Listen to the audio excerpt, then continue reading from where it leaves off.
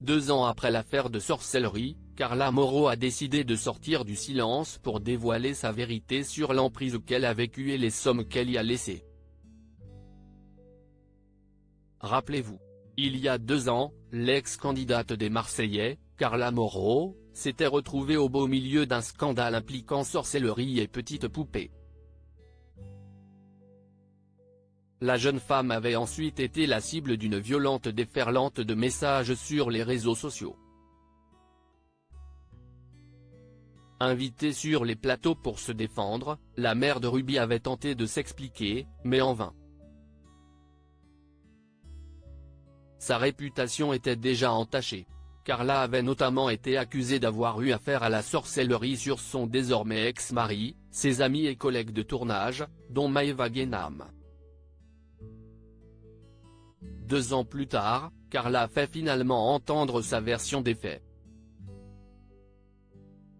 C'est dans un livre intitulé Sous influence que la mère de Ruby dévoile son témoignage. J'ai été accusée, humiliée, insultée, introduit-elle sur sa 4e de couverture avant de poursuivre. Quand et pourquoi ai-je commencé la sorcellerie? Comment est-ce que j'en suis arrivée là? Ce sont des questions auxquelles j'ai trouvé toutes les réponses.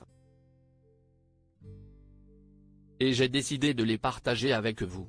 Un récit salvateur pour celle qui est devenue une paria de la télé-réalité. Elle a vu en moi une proie facile, Carla Moreau cache sur son affaire de sorcellerie et de racket dans une interview donnée à Loopsidé. Carla Moreau a pu revenir sur son histoire.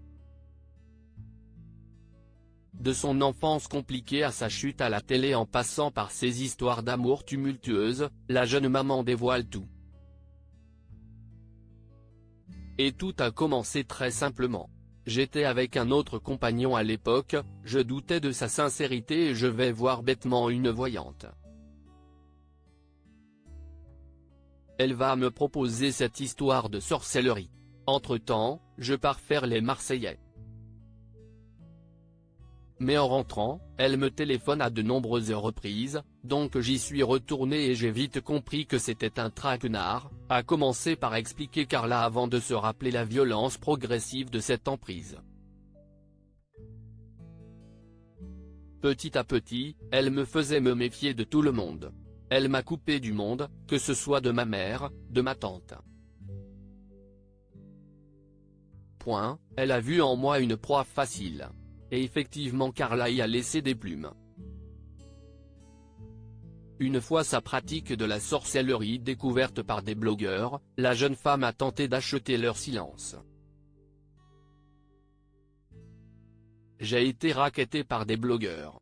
Mais ils ne l'ont pas fait qu'avec moi, ils l'ont fait avec plusieurs personnes. J'ai décidé d'arrêter car c'était trop pour moi, ça ne s'arrêtait plus et je savais que de toute façon j'allais payer toute ma vie si je n'arrêtais pas là, raconte Carla. Un cercle vicieux mais surtout illégal dans lequel elle aura laissé en tout, avec les paiements de la voyante, près d'1,8 million d'euros. Une somme faramineuse.